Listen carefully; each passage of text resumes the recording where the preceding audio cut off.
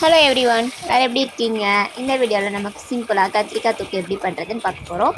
அதுக்கு வானலில் எண்ணெய் சூடானதும் அதில் நறுக்கி வச்சுருக்கிற கத்திரிக்காயை போட்டு நல்லா இது மாதிரி வதக்கி எடுத்துக்கணும். இப்போ நல்லா வதங்கின கத்திரிக்காயை வேறு ஒரு பாத்திரத்தில் மாற்றி வச்சுக்கணும். அதே எண்ணெயில் இப்போ கொஞ்சமாக கடுகு போட்டு அப்புறம் கருவேப்பிலை, அப்புறம் கொஞ்சமாக சோம்பு போட்டு நறுக்கி வச்சுருக்கிற வெங்காயம், பச்சை மிளகாய் இது ரெண்டுத்தையும் ஆட் பண்ணி நல்லா வதக்கி எடுத்துக்கணும்.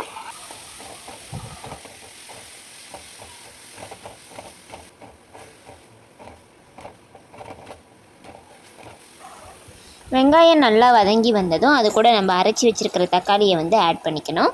அப்படி ஆட் பண்ணதுக்கப்புறம் தக்காளியோட பச்சை வாசனை போகிற வரைக்கும் நல்லா வதக்கி எடுத்துக்கணும்.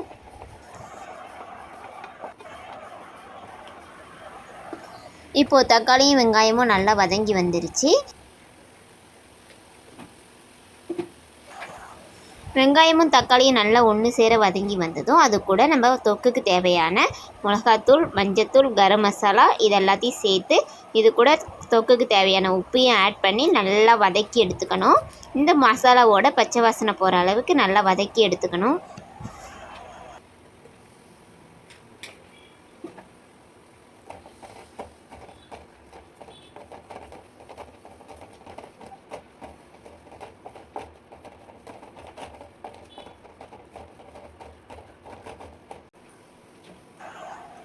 மசாலாவில் உள்ள பச்சை வாசனைலாம் போகிற அளவுக்கு எல்லாம் ஒன்றா மிக்ஸ் ஆகி வந்ததும் அது கூட நம்ம கரைச்சி வச்சுருக்கிற புளி தண்ணியை ஆட் பண்ணிக்கணும்.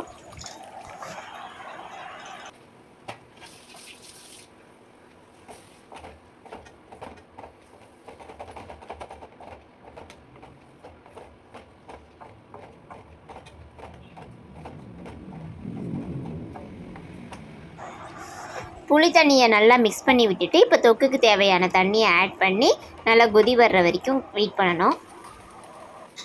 நல்லா கொதி வந்ததும் ஆல்ரெடி வதக்கி வச்சுருக்கிற கத்திரிக்காயை இது கூட ஆட் பண்ணி மூடி போட்டு நல்லா வேக வைக்கணும். ஒரு 5 to 10 நிமிஷம் வேக வச்சா போதும். அப்பப்போ மூடியை எடுத்து அது கிளறி விட்டுக்கிட்டே இருக்கணும், அப்படி இல்லைனா அடி பிடிச்சிரும்.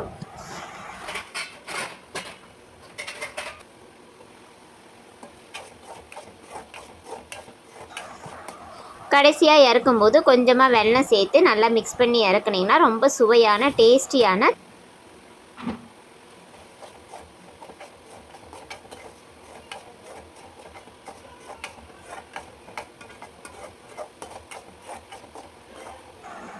கத்திரிக்காய் தொக்கு ரெடி. இந்த வீடியோ பிடிச்சிருந்தா லைக் பண்ணுங்கள், ஷேர் பண்ணுங்கள், கமெண்ட் பண்ணுங்கள்.